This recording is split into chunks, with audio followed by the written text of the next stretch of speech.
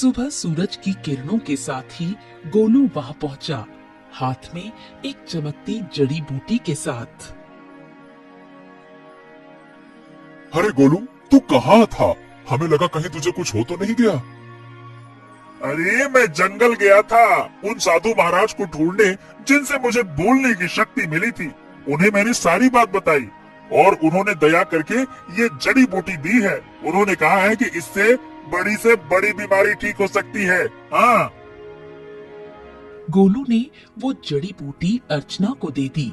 कुछ देर बाद अर्चना की आंखों में चमक लौट आई। मुझे बिल्कुल स्वस्थ महसूस हो रहा है, जैसे मैं कभी बीमार ही नहीं थी। हाँ। अर्चना, तुम्हारी खांसी भी ठीक हो गई। और गोलू, तू तो हमारे लिए देवता बन गया। अगर तू नहीं होता तो मैं जमींदार से कर्ज लेकर अपनी खेती भी खो बैठता।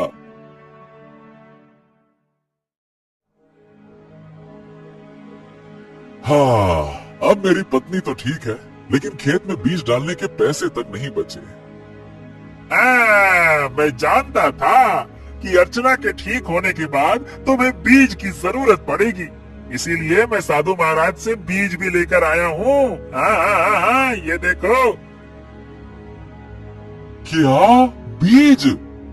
हाँ, उन्होंने ये चमत्कारी बीज दिए हैं।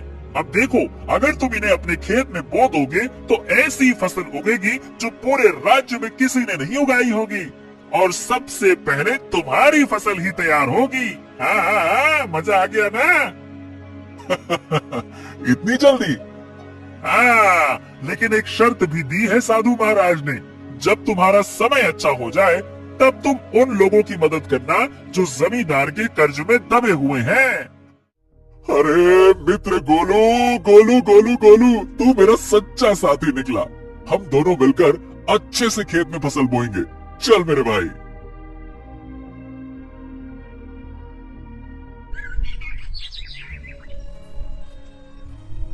अगले ही दिन हरिराम, गोलू और अर्चना ने मिलकर खेत जोता, बीज बोया और आकाश की ओर देखकर मेहनत का वादा किया।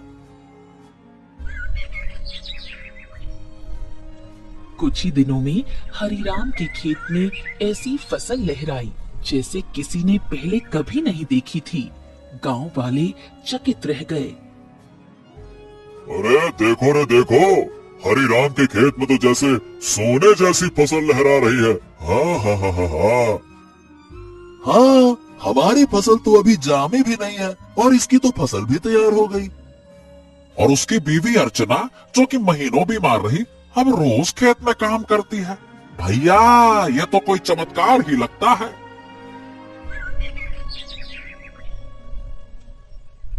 कुछ दिनों बाद हरिराम की किस्मत बदल गई। चमत्कारी फसल ने उसे गांव का सबसे सफल किसान बना दिया। बाजार में उसके नाम की चर्चा फैल गई। हरि राम जपो राम नाम, बन गया तो धनवान। जो सोचा था वो हो गया सच। हाँ, वाकई में सच तो हो गया, लेकिन अब बारी है गोलू वादा निभाने की, उन सब की मदद करने की जो जमींदार के कर्ज में डूबे हैं। हाँ बिल्कुल, चलो आज से ही शुरुआत करते हैं। अपने गांव का बिंदेसर का खेत सबसे पहले छुड़ाते हैं। चलो।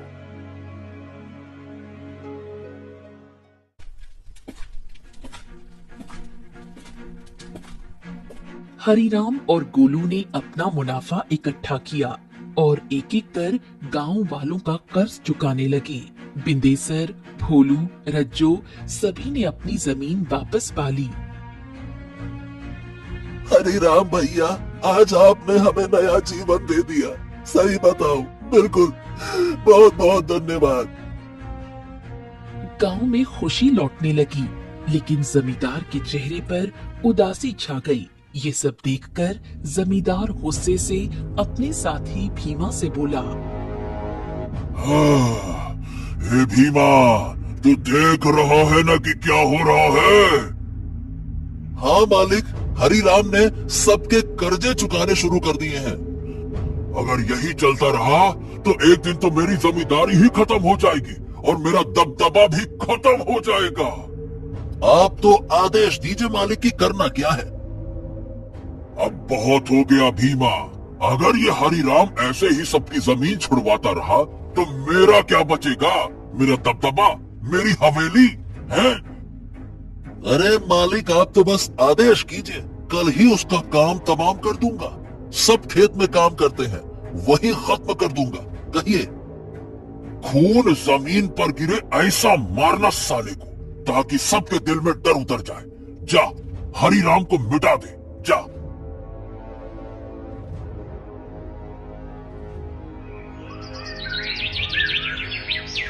सुबह का सूरज उगा, लेकिन किसी तूफान से पहले की शांति जैसा लग रहा था। हरिराम खेत में बीजों को देख रहा था, जो अब सोने जैसे चमकते दिखते थे।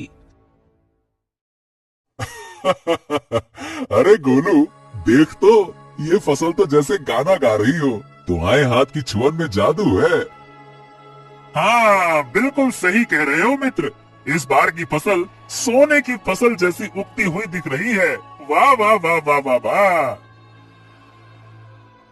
इतना बोलकर अचानक गोलू एक ओर हट गया। सच तो ये था कि गोलू को किसी की आहट की भनक लग चुकी थी। तभी वहां जमींदार और भीमा आ पहुंचे। भीमा के हाथ में लंबा बर्छा था। हरिराम झुका हुआ था। अब भुगतो किसान। जैसे ही भीमा ने हरिराम की ओर बर्छा फेंका, एक छलांग, एक चीख, एक वार, लेकिन हरिराम पर नहीं, गोलू पर। गोलू! नहीं नहीं, ये क्या किया तूने? तुम्हारे लिए मित्रता का मतलब सिर्फ साथ नहीं होता, कभी कभी बलिदान भी होता है। तूने मेरी जान बचाने के लिए अपनी जान दांव पर लगा दी। क्योंकि तुम मेरे साथी हो और मैं तुम्हारा।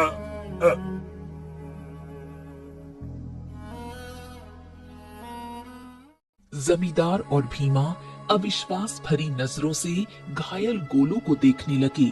भीमा जमींदार की ओर देखकर बोला, अरे ये क्या जमींदार, इस मूर्ख बंदर ने तो हरिराम के ऊपर लगने वाला वार अपने ऊपर ले लिया। हाँ, तुमने सही कहा, लेकिन मैं फिर भी हरिराम को जीवित नहीं छोड़ूंगा।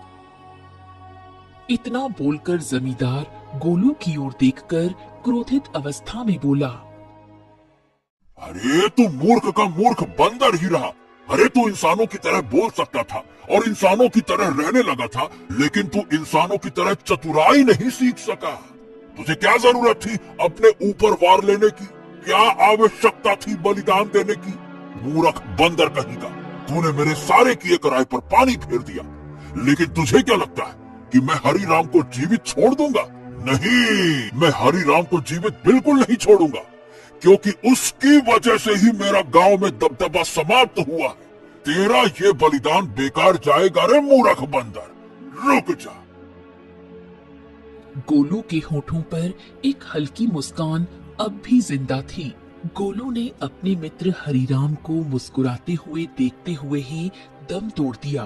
तभी वहां वही साधु प्रकट हो गया, जिसने गोलू को बोलने की शक्ति दी थी और जिसने गोलू को हरिराम की पत्नी को बीमारी से बचाने के लिए जड़ी बूटी और जादुई बीज दिए थे। साधु क्रोधित अवस्था में जमींदार और भीमा की तरफ देखकर बोला, जिसने निर्दोष की जान ली, उसका पाप अब उससे बदला मांगेगा।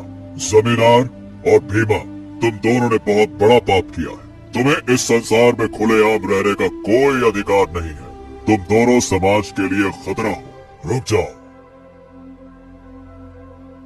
इतना बोलकर साधु की क्रोधित आंखों से रंग बिरंगी किरणें निकलकर भीमा और जमींदार के शरीर पर पड़ने लगी और अगले ही पल उनके शरीर में आग लग गई।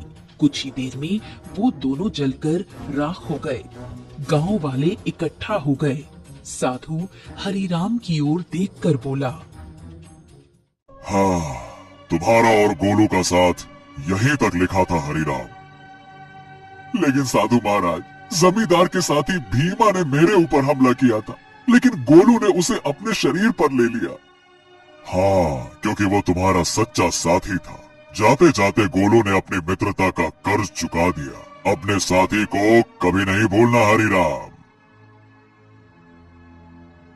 इतना कहकर साधु रंग बिरंगी किरणों में वहां से गायब हो गया। गांव वाले नम आंखों से गोलू के बलिदान की सराहना करने लगे। अरे ये कोई साधारण बंदर नहीं था भैया, देवता था देवता, हरिराम का सच्चा साथी। हाँ भैया, इसने अपनी जान दे दी और हम सबको बचा लिया। बहुत अच्छा बंदर था। कुछ दिनों बाद हरिराम ने नम आंखों से गोलू की याद में उसी खेत में एक पौधा लगाया, जो आगे जाकर बना साथी वृक्ष। गोलू, तेरे बिना सब अधूरा लगेगा, लेकिन तू मिटा नहीं। तू हर उस फसल में है जो इस धरती से उगेगी। कभी कभी सच्चा साथी इंसान नहीं होता, वो एक जानवर हो सकता है जो बिना शर्त प्रेम करे, रक्षा करे और अगर जरूरत पड़े तो जीवन भी दे दे।